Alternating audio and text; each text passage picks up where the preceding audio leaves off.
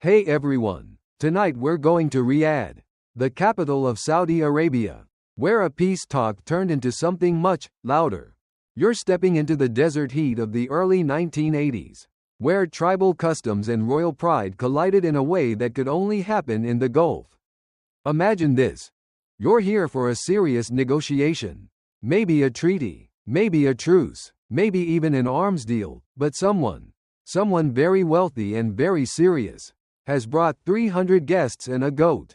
So before you get comfortable, take a moment to like the video and subscribe, but only if you really like what I'm doing here. And tell me, where are you listening from? And what time is it right now in your part of the world? Now, turn off the lights, maybe turn on the fan for some soothing noise. And let's get down to business tonight. You arrive in Riyadh just before sunset. The air smells faintly of dust, car exhaust, and something sweet roasting slowly over charcoal, lamb. Maybe. The drive from the airport is smooth. Everything newer than you expect. The skyline flickers between glass towers and sandstone compounds. You don't know it yet, but you're about to attend the world's only known instance of a royal peace negotiation with a guest list fit for a Bedouin wedding. As your convoy turns onto a long, palm-lined avenue, you spot the camp. Except it's not a camp. It's a palace of tents, stitched from thick black wool and accented with gold thread embroidery, spanning longer than a football field, guarded by men in pristine BS, sunglasses, and red checkered chamogs. The camp shimmers under floodlights like some mirage summoned out of political desperation. You're ushered out of the car and handed a tiny cup of Arabic coffee, hot, slightly bitter, and spiked with cardamom strong enough to tingle your sinuses.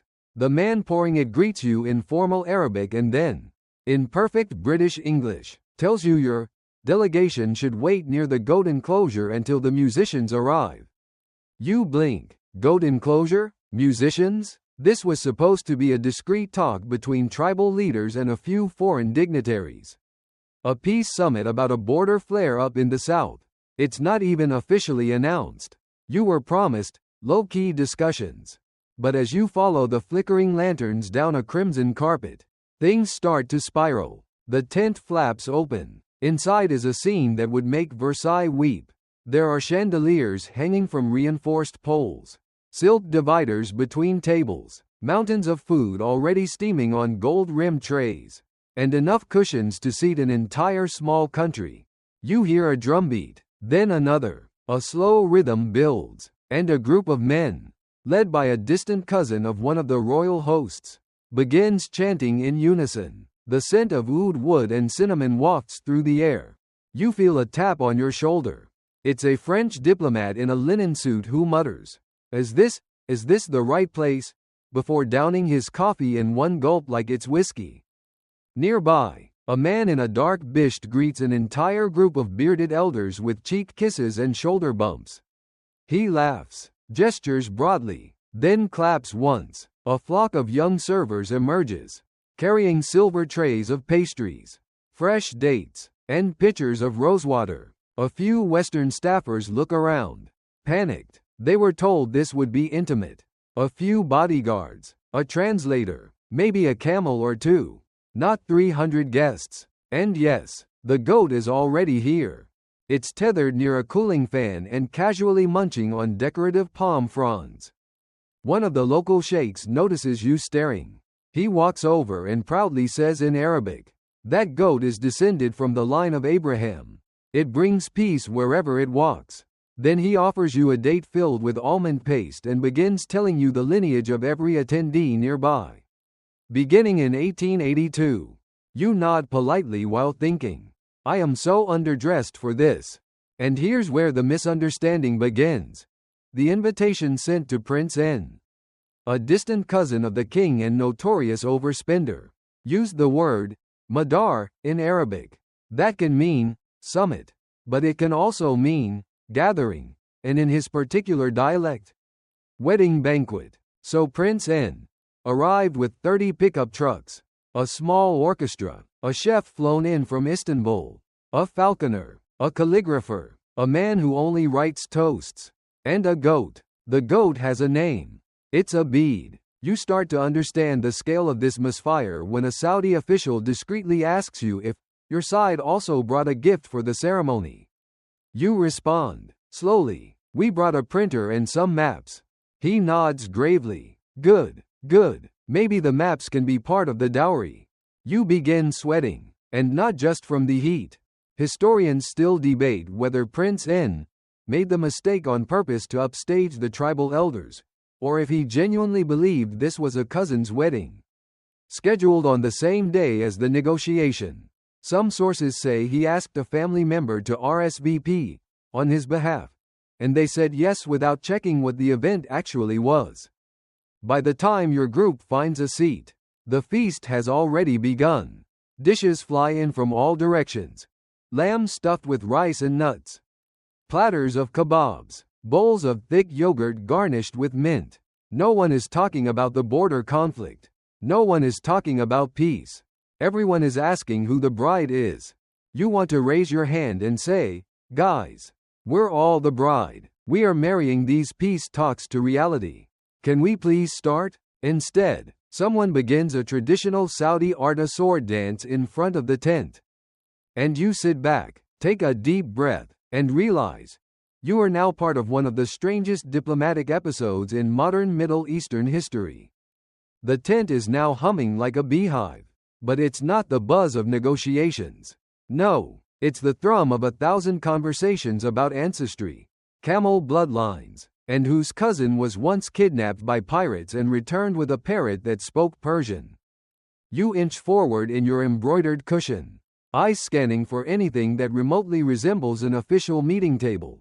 Instead, you spot a man carving roasted lamb beside an industrial-sized cooler filled with ice and glass bottles of mango juice. You're not the only one confused.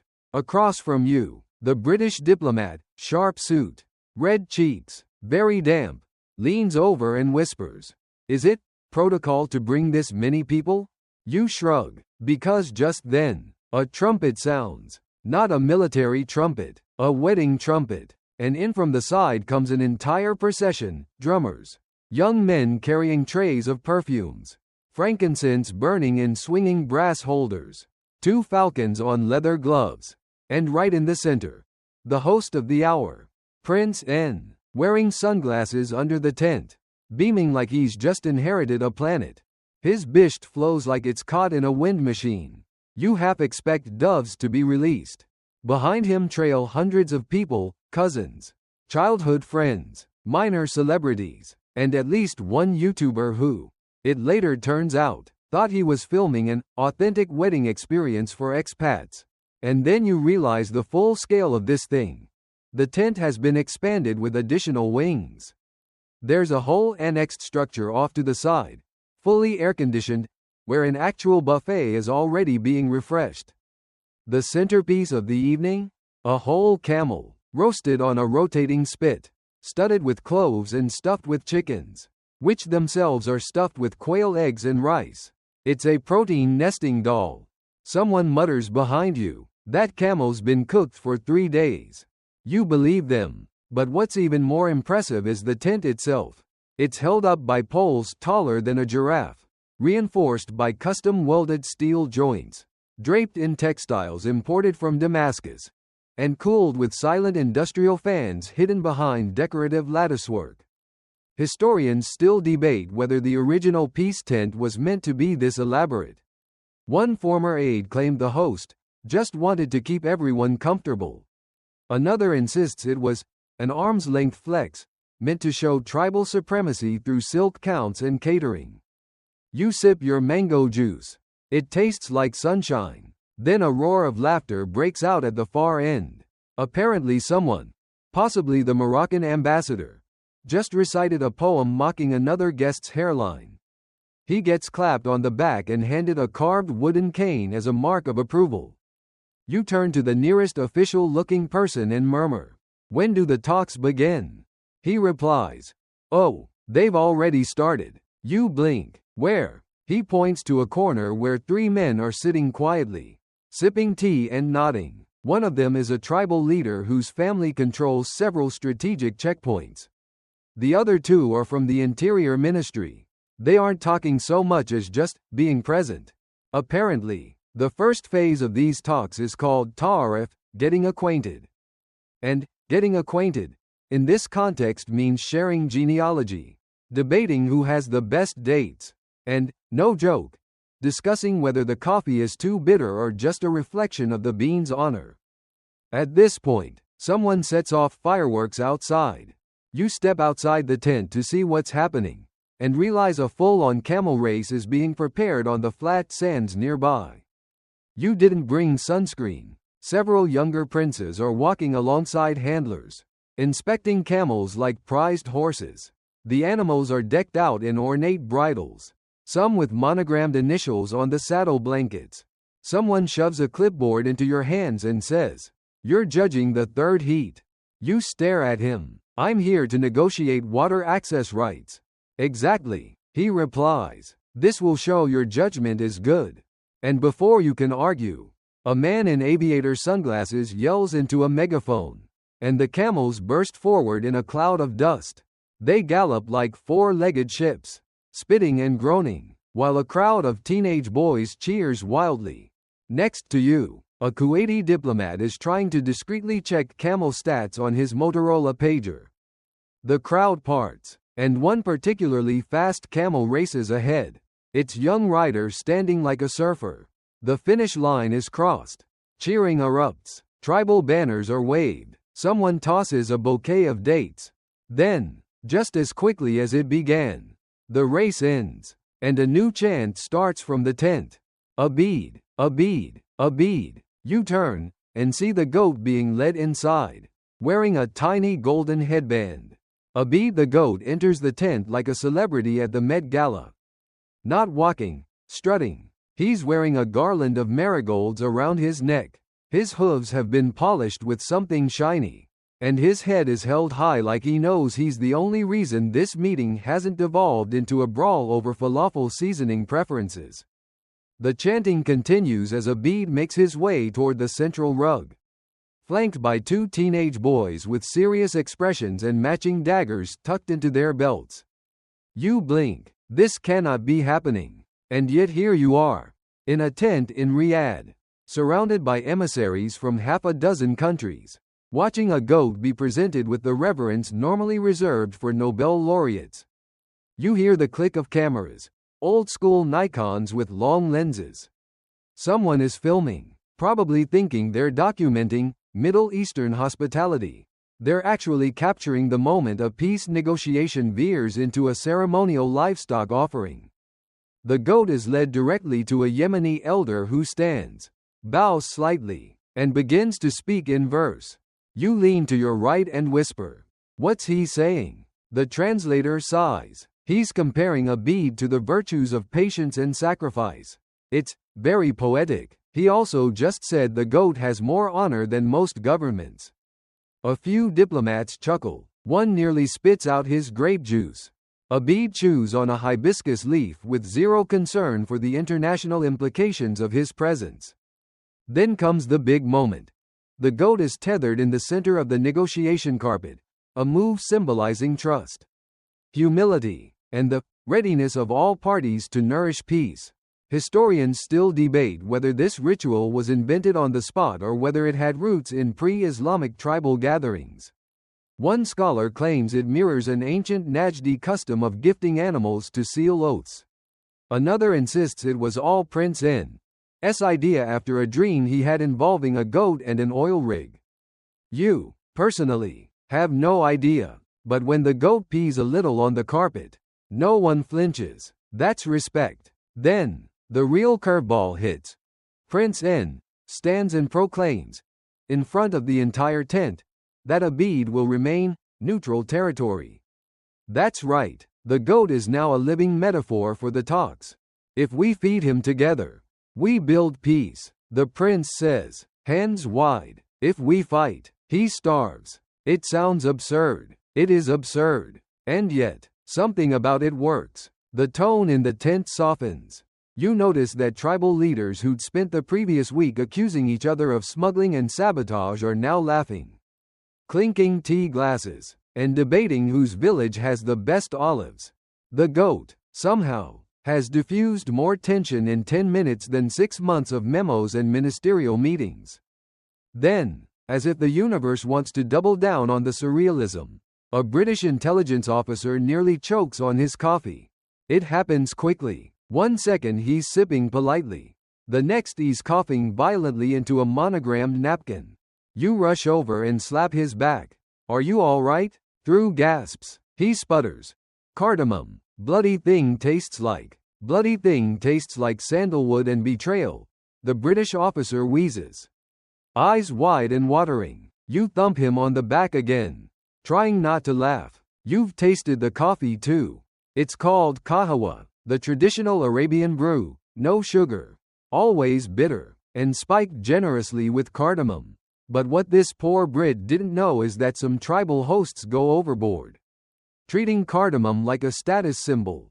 The more pungent the brew, the more respect it's supposed to show. He wipes his eyes, accepts a second cup without protest, because manners, and mutters, "That goat's got a better chance at survival than I do." You nod gravely. At least the goat knows what he's drinking.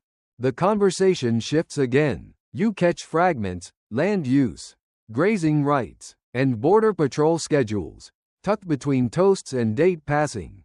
This isn't negotiation as you know it. It's osmosis diplomacy. One tribal elder, face carved like a cliffside and robe dusted with embroidery, is deep into a parable about 2 shepherds, 1 river, and a stolen sheep. You're 90% sure it's an allegory for shared water rights, but he keeps looping back to the sheep's opinion, which is harder to interpret. No one interrupts. Everyone nods solemnly. You nod too, because you don't want to be that foreigner. Then the conversation shifts again, this time to who gets to build the next well along the disputed territory. Now that gets some attention. The Yemeni delegate leans forward. The Saudi logistics guy, the one who ordered the goat-garlanded SUV, clears his throat. Finally, the sheikh with the poetry obsession speaks. "We cannot draw lines in sand that God erases every morning." Silence. The translator looks up, pale. He says they should base the new wool location on where the goat lies down to sleep tonight.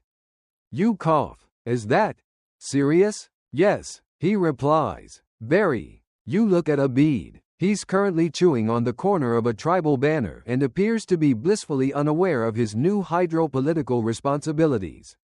The CIA guy leans in from your other side and whispers, "I've seen coups launched for less than this." Then the oud player starts again, plucking notes that echo warmly through the canvas. Soft and metallic, a singer begins an old folk song about unity through shared salt. A plate of sticky halva makes the rounds.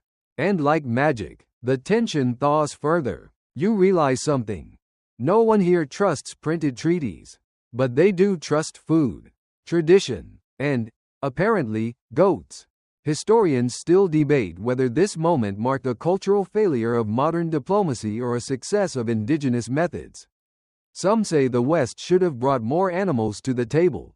Others believe this entire affair was an elaborate stalling tactic to avoid committing to anything on paper. But right now, you're watching 2 former rivals trade personal stories about storms that nearly wiped out their date harvests. One of them even snaps a selfie. The Swiss envoy across from you is red-faced and sweating through his collar. "I thought this was about oil," he murmurs. "No one has mentioned oil in 4 hours. They're waiting for dessert." You reply. And right on cue, it arrives, kunafa, still bubbling from the oven. Cheese stretching in honeyed strands. There's applause. Someone even stands and claps. You try to act cool. But the kunafa is divine. Layers of shredded pastry soaked in rose syrup and topped with pistachios. Your eyes roll back just a little. Across the tent, the Jordanian diplomat raises his plate in salute. You return the gesture. And then, without fanfare, without schedule, a tribal elder pulls a rolled parchment from inside his thobe. He places it gently on the floor. Everyone leans in. It's a map, handmade, probably drawn by candlelight, on camel skin, showing old grazing routes and tribal boundaries with poetic annotations like, the place where the gazelle drinks, and, here, the well that never lies. You feel your heart slow down. This is the meeting. No speeches, no microphones, just men, food, tradition, and a goat with impeccable timing. As the map is passed around, debates begin, not arguments, but stories. Each place is a memory. Each bend in the river, a promise. You sit back, the cardamom sting still in your throat, and let the voices wash over you. If this is diplomacy, it smells like cinnamon, tastes like lamb, and requires the patience of a goat. You wake up from a brief food coma to find that you're still in the tent. Not a dream. The goat is still there, now sleeping peacefully beside the dessert trays. And the negotiations, if you can call them that, have evolved into something even stranger. The floor map has become the main attraction. It's no longer just a reference, it's a living document, open to communal editing. Every few minutes, someone steps forward, kneels beside it, and adds a line or a symbol, using what appears to be an eyeliner pencil borrowed from someone's sister. The cartographer is a man named Sheikh M, whose turban alone could have its own passport. He's explaining each annotation with the gravitas of someone narrating scripture. That squiggle, your translator whispers, means seasonal floodplain. And that, you ask, pointing to a series of dots. Those are camel burial sites. You nod slowly, as if that clears everything up. A diplomat from Germany attempts to contribute a GPS coordinate and is immediately shut down. One of the tribal leaders smiles kindly and says, "Technology forgets, memory does not." The goat sneezes, startling everyone. Prince N, still inexplicably wearing sunglasses even though it's well past midnight, claps and declares, "Abid agrees. Let's move forward." You're not sure what you're moving forward toward, but everyone nods. And just when you think you've adjusted to the cultural current, someone claps again, and suddenly dancers enter the tent. It's a traditional al-arda, men in rows, holding swords upright, stomping in rhythm to deep drums. The air trembles with the beat. The swords flash in the warm light like mirrors of heritage. You're handed one too. It's heavier than it looks. Don't swing it, a Saudi official warns with a grin.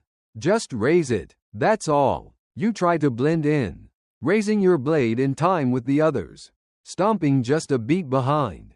Nodding along like this is a completely normal part of multilateral peace diplomacy.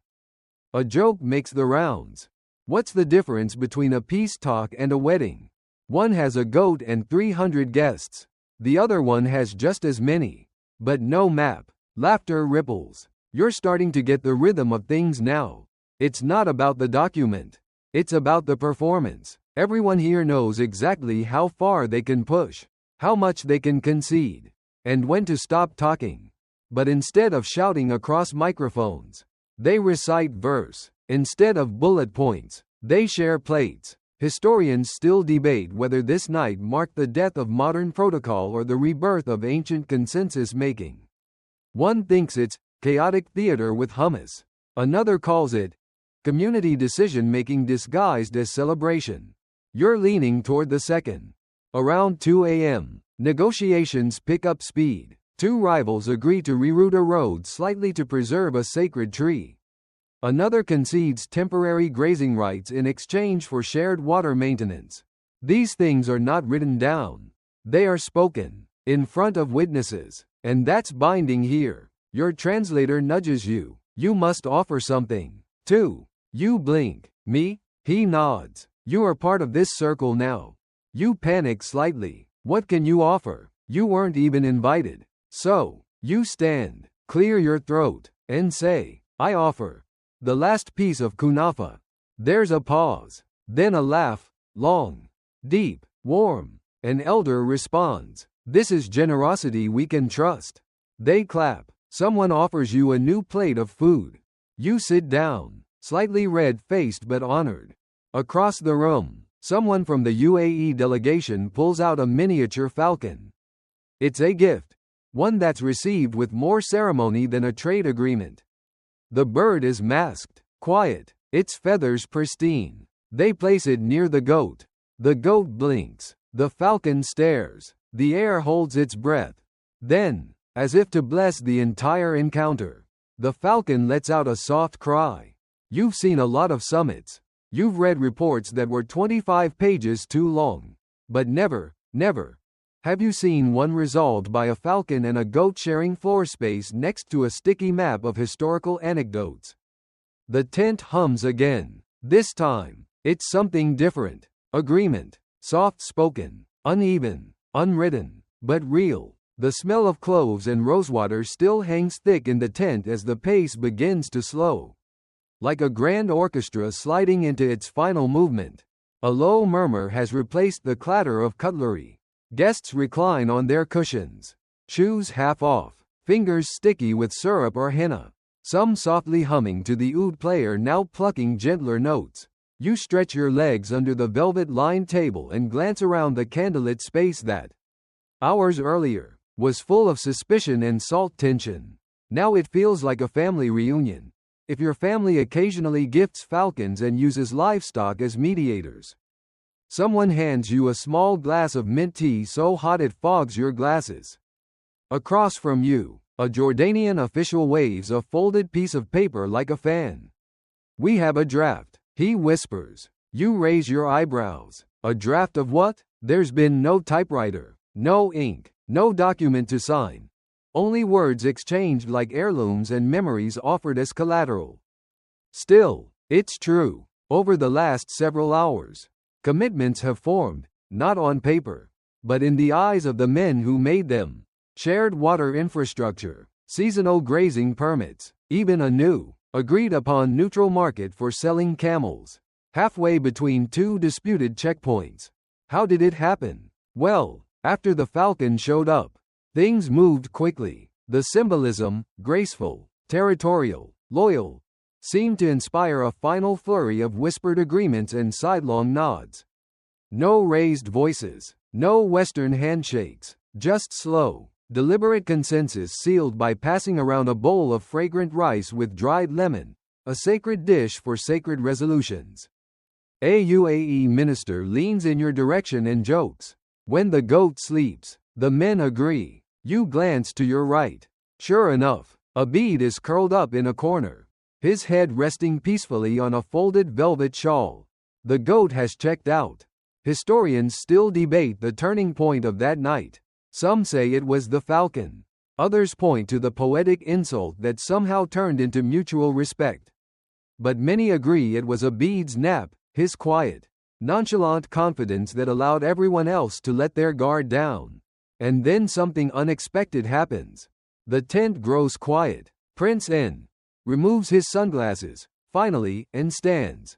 He raises a hand and in a voice both practiced and paternal, says, "We have found what we needed, not in paper, but in presence." You half expect applause, but no one claps. Instead, heads bow. And then, a strange gift. The prince signals to an aide, who emerges carrying a small wooden chest. He opens it and removes a single item. A curved dagger, a jambia. Its hilt encrusted with green stones. He walks toward a sheikh who had earlier vowed never to share a border post with a certain tribe. The prince places the dagger in his hand. The sheikh looks at it, looks up, and says simply, "Then we guard the line together." And just like that, what months of diplomatic cable traffic couldn't resolve, a symbolic dagger does. You lean back, stunned. Next to you, the CIA guy, still recovering from his spice-induced trauma, mutters, "I'm reporting this as resolution via goat and weaponry." And he's not even joking. There's movement again, slow and ceremonial. Cushions are being refluffed. Incense trays relit. The men are rising, not all at once, but in a kind of wave. You realize the summit is closing. But there will be no signatures, no press conference, no bullet points, just the knowledge that something was mended here tonight. You're handed a parcel wrapped in linen. Inside, dried apricots, pistachios, a sprig of mint, and a handwritten poem in Arabic. The last line reads, "Peace, like the goat, comes quietly, then stays if well fed." You don't know whether to laugh or cry, so you do a bit of both. As you step outside into the cool desert air, a light breeze lifts the edges of the tent, carrying with it the scent of sagebrush and ember smoke. Above, the stars blaze. Behind you, the goat snores softly. You're back outside now, breathing in the desert night, where the sand has cooled and the silence feels almost holy. The moon is low, but full, casting everything in pale silver. Your shoes crunch softly with every step as you wander away from the flickering tent. Behind you, laughter still floats out. Someone telling a story about a rainstorm that turned into a 3-day wedding. Someone else arguing over whether Syria or Oman has the best pistachios. In front of you, the dunes stretch like frozen waves. And beside you, surprisingly, walks a man you hadn't noticed before. A quiet fellow in a tailored suit. But his kufi is folded neatly into his pocket and his smile suggests he's been watching this whole thing play out from a slightly higher rung of authority. "You're the American, right?" he asks, his accent impossible to place. You nod. "Unfortunately, yes." He chuckles. "You survived. That's impressive." You want to ask who he is. A diplomat? A prince? Some kind of high-level observer? But you don't, because the look in his eye says you wouldn't believe me if I told you. Instead, he says, "Do you want to know why the goat worked?" You look back at the tent, where Abid is still sleeping like he owns the place. Desperation? You guess. No. Predictability. He says, "Men are not predictable. Maps lie. Promises shift. But a goat will do exactly what a goat does." And somehow, that made everyone feel safer. You both stare into the moonlight for a while. "I suppose," he adds, "that's why we don't use pigeons anymore. Too flighty." You laugh. He doesn't. He's being literal. Back in the tent, a line is forming. Apparently, part of the farewell ritual includes gifting each attendee something symbolic. One man gets a pouch of saffron. Another receives a jar of honey harvested from the disputed zone. You overhear someone ask if they can trade theirs for an extra jar. The answer is no. You're handed a goat bell. A small, delicate one, made of brass and painted with red enamel, tied with a faded green ribbon. You glance at the official handing it to you. "Seriously?" He nods solemnly. "It is blessed, and slightly musical." You give it a gentle shake. It lets out the softest tink. The CIA guy gets an ornamental dagger and a warning label that just says, "Do not take through Heathrow." A few final handshakes follow, though they're not the firm, Western-style ones. They're palm to palm, brief, respectful. A man claps you on the shoulder and says, "You danced badly, but you ate like a prince. That is balance." You thank him. You're not sure for what exactly. Then comes the procession of farewell camels, a tradition revived just for the night. Not everyone gets one, of course. That would be insane. Only the most senior tribal leaders and the goat. Yes, Abid is led away in his own small caravan, adorned with silks and carrying what looks like a hand-written peace summary tied to his side. You watch the whole thing and think, this cannot be real. Historians still debate whether any of what happened that night should count as binding diplomacy. There was no paper trail, no minutes, no flags, just verbal oaths, goat symbolism, and a falcon that apparently winked at a sheikh. But the thing is, it worked. The tensions? They cooled. The roads? Reopened. The water sharing? Began within the month. No one ever credited the goat formally. But his name, Abid, was whispered in a lot of sand-covered corridors for years afterward. And you, somehow, are now part of the lore. As your car pulls away from the tent and back toward the city lights, you roll down the window. You can still hear the music, just faintly. But it's the sound of the goat bell in your pocket that stays with you longer. The car ride back to Riyadh is quiet. But your mind definitely isn't. You're slumped in the back seat, the goat bell gently jingling every time the car hits a bump. No one talks for the first 20 minutes. It's not silence, it's absorption. Next to you, The German diplomat stares blankly at the road ahead. I came here with a binder. He says finally. Tabbed. Indexed. You nod. I brought a Sharpie and a spreadsheet. He sighs. We should have brought poetry and a backup goat. The Saudi driver chuckles. Yes, he says in perfect English. That would have saved you at least 3 hours. You glance at the rearview mirror. Were you there the whole time? I was pouring coffee, he replies, but also listening. Best theater in town. As the city reappears on the horizon, Riyadh's skyline blinks into view, glass, steel, construction cranes still humming even in the middle of the night. The modern world waiting patiently outside the tent's embroidered time warp. You scroll through your phone for the first time in hours. No signal in the desert. Now it pings back to life in a barrage of notifications. Any update on the border talks? Did you get the Saudi side to commit anything in writing? Please confirm Abid is not a metaphor. You don't reply to any of them. Not yet. Instead, you text a single sentence to your boss back home. We found peace. Sort of. The goat helped. Back at the hotel, you peel off your jacket, which now smells of oud, ash, and goat hair. The collar is still damp from where someone spilled jasmine water during the final poem recital. You collapse into the bed without even taking off your shoes. The moment your head hits the pillow, your brain decides to replay the night like a film on loop.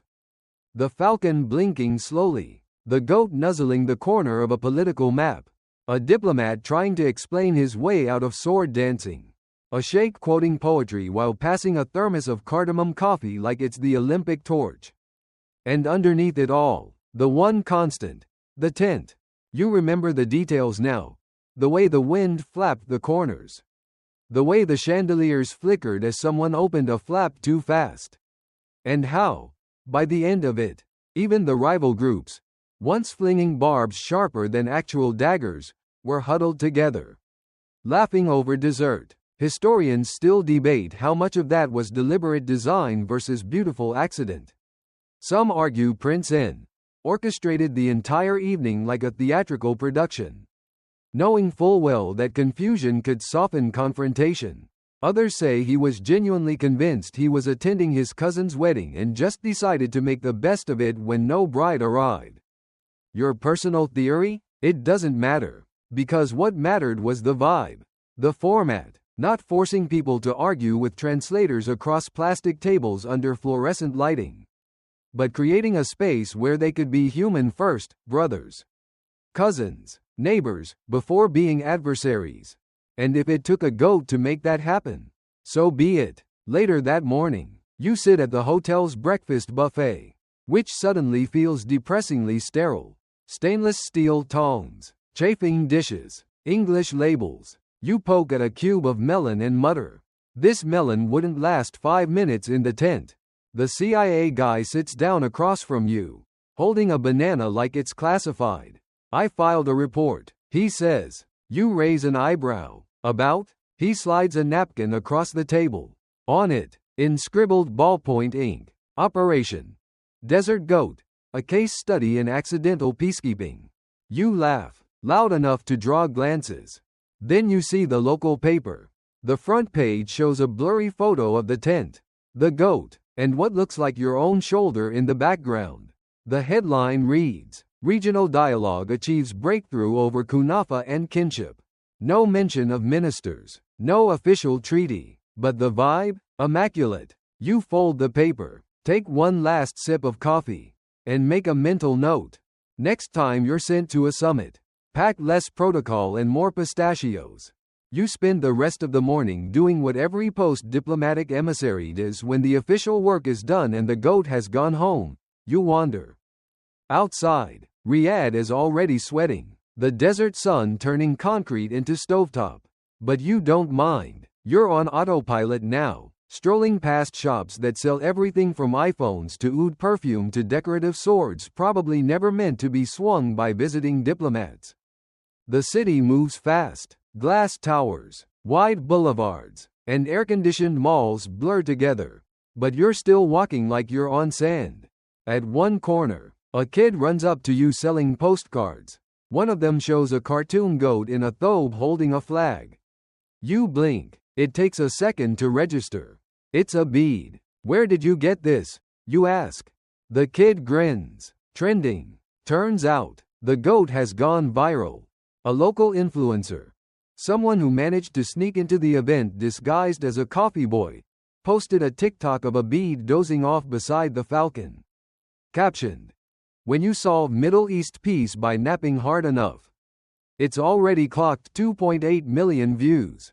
You pause in front of a small bookstore. There, nestled between biographies of royals and business gurus, sits a slim booklet titled, "Tent Talks, a New Old Way to Negotiate." It's been less than 12 hours. Inside the shop, the owner offers you tea. No questions asked. He's got the TV playing in the corner. A panel of experts debates whether what happened in the desert counts as legitimate framework for tribal diplomacy in post-oil regional governance. You sip your tea and think, none of them saw the goat pee on the map. Back at the embassy, the debrief feels like a fever dream. You're seated across from a committee that includes 3 people who've never been to the Middle East and 1 person who brings up Clausewitz every 10 minutes. They ask for the minutes. There weren't any. You say, "Any audio recordings?" You shake your head. "Best not." "Okay, then, deliverables?" You consider this. Yes, 1 goat, now internationally respected, 1 tribal agreement to share seasonal grazing routes, and several rival leaders who now follow each other on Instagram. Silence. Then someone from the back says, "But is it binding?" You glance out the window, where palm trees sway in the breeze like they've seen centuries of binding and unbinding. "It's real," you say. "That's better." Historians still debate how effective the peace remained afterward. Some say the treaties were short-lived, that tensions flared up again the next year. Others argue that what truly changed was the tone, that rivals had learned how to sit, eat, and see one another, and that was enough to delay disaster. And maybe that's what diplomacy is now. Not fixing the world, just slowing its unraveling long enough for the next round of tea. You get a call later that day. It's Prince N's assistant. He thanks you for attending the event and informs you that a commemorative version of the tent is being reconstructed for future peace summits. You ask, "You're building another goat tent?" "No," the voice replies. "We're building the goat pavilion. This time, with a gift shop." You hang up, slightly dizzy. You've spent years studying policy, analyzing speeches, and preparing for combative roundtables where the snacks are dry and the smiles drier. But now, the thing you'll remember most is a goat with sleepy eyes and a falcon with quiet dignity. Later that night, you sit on your hotel balcony, eating leftover pistachios from a cloth pouch someone handed you on your way out of the tent. The goat bell still dangles from your belt. You give it a tiny shake. Tink, you don't know if the peace will hold. But tonight, it's enough to know it ever happened at all. A week passes. You're back home now. Your inbox is full of chaos. Everyone from state to the NGO sector wants a debrief, an analysis, a PowerPoint with bulleted key takeaways, preferably with a timeline and arrows. But how do you explain what happened? That piece showed up in a goat's shadow and then curled up and went to sleep under a velvet tent flap. You try. You really do. Your first briefing is for a panel titled, "Non-Conventional Approaches to Multilateral Engagement in Semi-Hostile Zones." The panelists wear glasses so thin you wonder how they don't snap when they blink. You walk to the podium, click to your first slide, and find yourself staring at a photograph of a bead. Mid-yawn, someone coughs. You clear your throat. This was not your standard summit. Understatement of the century. You explain the logic of the tent, the informal diplomacy, the poetic bartering, the use of ritual and food and literal livestock as social grease. You use words like consensus theater and symbolic architecture. You quote an elder who said, "You cannot guard peace with folded arms. You must hold it like you would a small animal, firm but breathing." The room blinks at you. A professor raises her hand. Did the goat offer any actual leverage? You pause. He offered serenity. There's another cough. A man with a bow tie jots that down like it's legally actionable. Later, someone corners you in the hallway and asks if a bead is available for future engagements. You laugh. They don't. That night, back in your apartment, you pour yourself a glass of water and glance at the goat bell hanging from your doorknob. It still works. One soft tink, and you're right back under that tent, heat shimmering, incense smoke rising, the low rumble of a dozen side conversations all spinning toward some unexpected harmony. You remember how each guest brought a gift, not as bribery, but as introduction. A woven belt, a bowl of dried dates soaked in rosewater, a map from memory, and none of them were dismissed. In fact, it's now whispered among certain diplomatic circles that future peace talks may follow the goat model. Which, to be clear, doesn't mean bringing a goat, though that's not off the table. It means no fixed agendas, no podiums. Let the tea arrive before the topics. Let the rivalries come dressed in folklore. And never, ever underestimate the calming influence of a sleepy animal. Historians are beginning to take notice. An article appears in a peer-reviewed journal titled, "The Goat in the Room. Peace by Performance in Gulf Diplomacy." It includes a grainy photo of you mid-kunafa bite. You're now, somehow, an academic footnote. Meanwhile, on social media, the hashtags live on. Hashtag Abid the Peacemaker. Hashtag Goat Diplomacy. Hashtag Tent Treaty. Someone even makes a lo-fi hip-hop mix with footage from the summit set to camel sounds. It goes viral for being weirdly calming. In one video, a Saudi commentator explains, "The West asks, what did we agree on? But here, we ask, how did we leave the tent?" That sticks with you, because how you leave matters more than what you sign. And everyone left that tent fed, listened to, and smiling, even if it was through thick clouds of oud and a few allergy sneezes from the goat rug. You send an internal memo later that week, suggesting a new line item in diplomatic budgets. Live animal contingency, non-threatening species only. No one replies, but you notice a line added to next quarter's regional summit notes. Venue should allow for livestock if necessary. By the second week, you're deep into the weird afterglow of what foreign policy people are now whispering about as the tent model. It starts showing up in think tank newsletters. One piece is titled, "When the Goat is Mightier Than the Pen." Another just reads, "UN Sidelined by Goat." You get invited to a panel in Brussels called, "Animal Assisted De-Escalation." You politely decline. You've learned that the more you explain, the less people believe you. You return to work expecting things to go back to normal, paperwork, satellite feeds, more bad coffee in beige rooms. But your desk is now a shrine. Someone's left a tiny plush goat on it. There's a mug that reads, "I survived tent diplomacy." A jar of cardamom pods sits beside your keyboard with a post-it that says, "Emergency use only." You don't even bother removing them. You've accepted that this is your life now.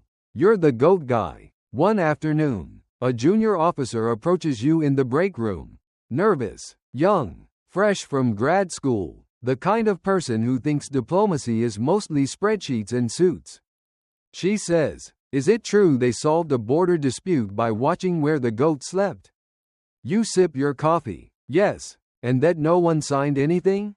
"Correct. And that someone used poetry to shame a colonel into agreeing to share water?"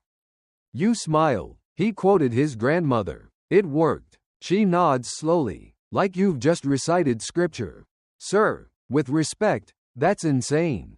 "It's only insane." You say, "If you think peace has to wear a tie." She walks away, writing that down. You have a feeling it's going to end up on someone's PowerPoint. That night, you go through your old summit files. Treaties typed in 12-point Times New Roman. Appendices, clauses, conditional aid, military timelines. They all feel brittle. You think of the map drawn on camel skin, of lines sketched with eyeliner, of people using stories instead of charts. And you wonder, What else have we been getting wrong? Historians still debate whether the GOAT summit was a repeatable model or a one-off miracle. Some believe it was a perfect storm of tradition, timing, and tired negotiators willing to try anything that didn't involve a spreadsheet. But there's something else too. Witnesses. Because here's what mattered most. Everyone saw it happen. The GOAT slept in the center. The map changed in real time. The oaths were spoken out loud. In the presence of song, steam, and smoke. Nothing was hidden behind jargon. And once everyone saw the moment, the mutual nod, the offer of kunafa, the falcon's slow blink, it became real. The next week, a UN mediator emails you. Subject line. Can I borrow your GOAT? You reply. He's booked until December, but you can borrow the idea. And you attach a photo. Not of the tent, not of the prince, just of a bead. The GOAT, lying peacefully beside a folded tribal robe. One ear twitching in his sleep. The whole world quiet around him. 3 weeks after the summit, you're invited to give an off-the-record briefing at a university known for churning out future diplomats, think tank interns, and people who say, geostrategic, unironically in casual conversation.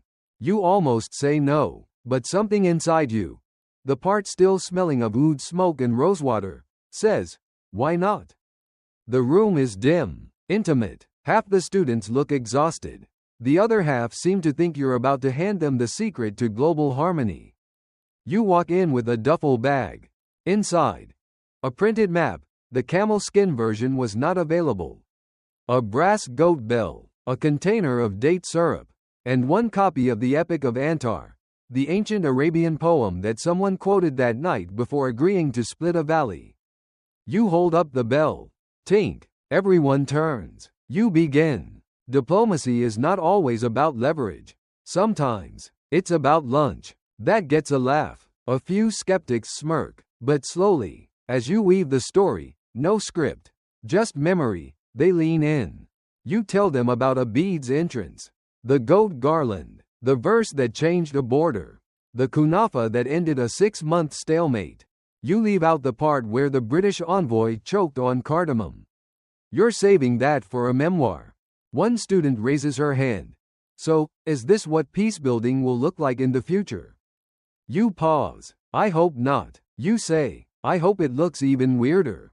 Because here's the thing no one puts on a white paper. Weird works. Because weird slows people down. Weird makes you listen. Weird gives everyone permission to drop the facade and become human again. Historians still debate whether a bead truly affected the outcome or just distracted everyone long enough for their egos to cool. But one thing is certain. No one forgot he was there. And that's more than you can say for most policy documents. You end your talk with a simple rule. If you ever find yourself in the middle of a conflict and you don't know where to begin, try this. Serve warm bread. Find a story. And if all else fails, you raise the bell. Tink. Bring a goat. The room erupts in applause. Not polite clapping. Genuine joy. Because whether they believe it or not, they want to believe. Afterward, you're mobbed with questions. Was the falcon trained to nod at key moments? Did the goat have a passport? Would a llama work better in Latin America? You answer what you can. You invent what you must. You leave knowing something shifted. Not globally. Not yet, but maybe in one future negotiator's brain. Back at your hotel, you sit down and write a note. A simple thank you. You address it to Prince N. You don't know if it'll reach him. Doesn't matter. It reads, the goat did more than bring peace. He made peace feel possible. And underneath it, you sketch the simplest map you can. A tent, a rug, 2 cups of tea, and a goat, dead center. By the 4th week, the whole world seems to be catching the scent of the goat. A Middle Eastern airline launches a cheeky ad campaign. We don't serve peace talks, but we'll carry your goat. The Economist runs a cover story.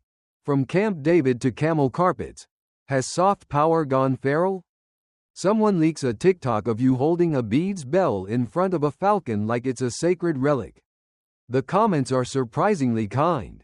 One just says, "This is the diplomacy I want to believe in." At first, it's funny, but then the calls start.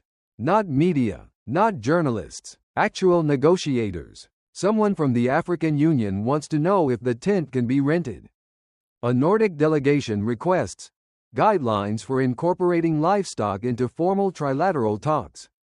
Even the EU, infamous for its endless circular seating arrangements, reaches out. What sort of goat do you recommend for climate summits? You try to explain. It's not about the goat. It's about the conditions, the slowness of the rhythm, the intimacy of the circle, the non-linearity of conversation. And, yes, the goat helps, but only because he's not trying to win. Historians still debate whether this was a return to older tribal customs or the beginning of a new genre of diplomacy entirely. Some call it ceremonial negotiation. Others say tactical hospitality. You start calling it what it felt like, peace through presence. Because everyone was present, not just physically, emotionally, culturally, spiritually, even. No one was checking phones. No one left early. No one demanded a podium. One analyst from Canada sends you a spreadsheet trying to quantify goat-related influence vectors. It includes variables like bleat frequency, proximity to delegates, and aura. You send back a doodle of a bead with the caption, "He just existed."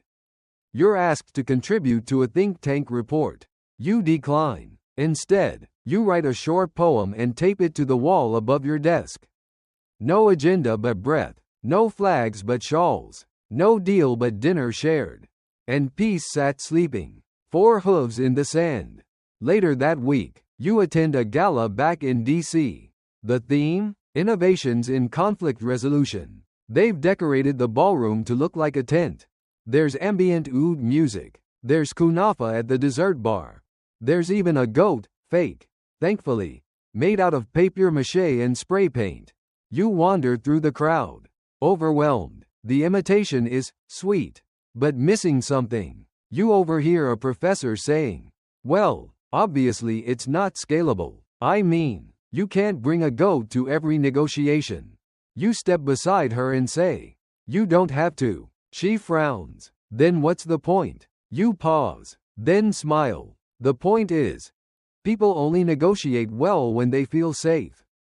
And goats are safe. She nods slowly. So it's psychological. No, you say. It's emotional. Then you thank her, pat the fake goat on the head, and leave. Outside, the city hums. Horns, crosswalks, neon signs. No tents, no falcons, no rosewater. But in your pocket, still the bell. Tink. By now, you've become something you never expected. A symbol. People stop you at conferences. They ask for stories, selfies, sometimes even autographs. One man in Geneva tells you he named his cat a bead. Another asks if he can commission a painting of the goat mid-summit. Seated like a medieval pope, you've begun receiving odd gifts. A handwoven rug with "Peace begins with a bleat" stitched into it. A goat-shaped humidifier. A framed quote someone insists you said. You can't bomb a man who's full of lamb. You didn't say that, but it's not wrong. There's a certain absurdity to it all. And yet, underneath the viral sheen and playful goat emojis, there's a truth taking hold. The world's power brokers are tired. Tired of sterile talks and 3-day summits that end with nothing but bottled water and awkward nods. People want something real, and the goat, somehow, became a stand-in for that. You attend a private retreat one weekend in the Alps, where 3 rival environmental coalitions are meeting for the first time. They're seated in a yurt. There are hand drums. One of them has brought cheese. The moderator turns to you and says, "Any advice?" You smile. Don't start with the problem. Start with the bread. The air changes. They break out flatbread and spiced tea before the first issue is even mentioned. By nightfall, they've agreed on a shared map of forest corridors. No treaties, just trust. Historians still debate whether this goat phenomenon was a cultural glitch or a necessary correction. Some say it was soft power repackaged for a generation raised on memes and mistrust. But others, quietly, reverently, have begun to call it what it might really be. A return. A return to the idea that diplomacy, at its most powerful, is intimate. That peace is not found in fluorescent lit halls or marble conference rooms, but under canvas. Beside fire, with fingers sticky from dates and eyes softened by song. You begin dreaming of it again. Not the goat, but the tent. It's always twilight in your dream. There's always one chair left for you. The floor map is different each time. Sometimes a coastline. Sometimes a border of memory. But the faces are the same, skeptical, tired, open, and always, someone eventually says, "Let's eat first." You wake with that line in your chest like a heartbeat. You send a message to an old contact in Jordan. "I'm thinking of writing a manual." He replies instantly, "Please include a recipe section." So you begin. It's not a think piece, not a memoir. It's more like a field guide, a handbook for anyone who wants to understand not just how to talk about peace, but how to host it. Chapter 1. The tent must breathe. Chapter 2. Poetry as weapon. Bread as shield. Chapter 3. When the goat sits. Listen. You include a section titled, Diplomatic Table Settings. Another called, How to Spot a Good Falcon. You write it in the evenings, by lamplight. And as you write, the world around you keeps shifting, slowly, subtly, toward the possible. You hear rumors that the next ASEAN summit might include a goat room for side discussions. The African Union floats an idea for a roving peace tent with built-in spice trays and live musicians. One Latin American country introduces a peace lunch hour, mandatory for negotiators. With no agenda allowed at the table. You smile, not because of the goat, but because of the invitation it left behind. An invitation to try different. And now here you are, months later, back where it all started. You're standing at the edge of the same desert, the sand swirling gently under your boots, the sky a palette of purples and bronze. Ahead of you rises a new tent, larger than before, but still stitched with care, still lined with carpets that remember every pair of feet that ever hesitated. Then stepped inside. This isn't a peace summit. Not exactly. It's a reunion. They're calling it the gathering of the tent. And everyone's here. Not just the delegates, but the cooks, the translators, even the tea boy who once spilled a tray of saffron biscuits and inadvertently diffused an argument over oil rights. You step through the flap, and there he is, a bead, alive, older, perhaps a little heavier, but unmistakably regal. He blinks at you, unimpressed, then goes back to chewing on a fig leaf someone has placed on a silver tray. A nearby man nods at you. He remembers. He says. You nod back. So do I. Inside, the air is warm again with song. Slow with smoke. The center rug has been replaced with one bearing a woven map of the night sky. Stars where cities should be. Constellations drawn from the folklore of every group present. You find your place on a cushion. There are no folders, no interpreters, just a bowl of dates in front of you. And a man from a country you once couldn't pronounce asking, "Would you like to share a proverb before dinner?"